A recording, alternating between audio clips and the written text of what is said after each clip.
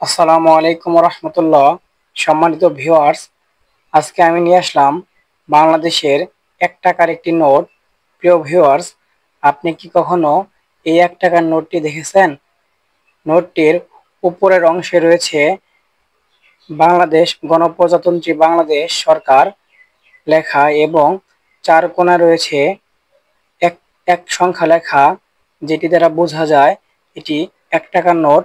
মাঝখানে ১ টাকা লেখা আছে এবং নোটটির বাম পাশে রয়েছে ধানের একটি ছবি, যেটি অনেক সুন্দর দেখা যাচ্ছে। নোটটি তৈরি করা হয় ১৯৭৫ সালে। নোটটিতে স্বাক্ষর করেছেন তৎকালীন অর্থ সচিব কফিল উদ্দিন মাহমুদ। নোটটির মাঝখানে রয়েছে সুন্দর একটি জলছাপ। নোটটির পিছনের অংশে রয়েছে,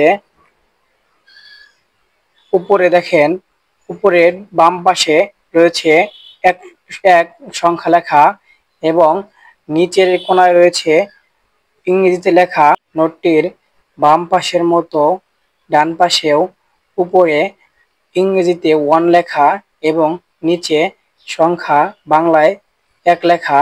নোটটির ডান পাশে রয়েছে সুন্দর একটি বাংলাদেশের লোগো এবং নিচে রয়েছে দেখেন ১ টাকা লেখা।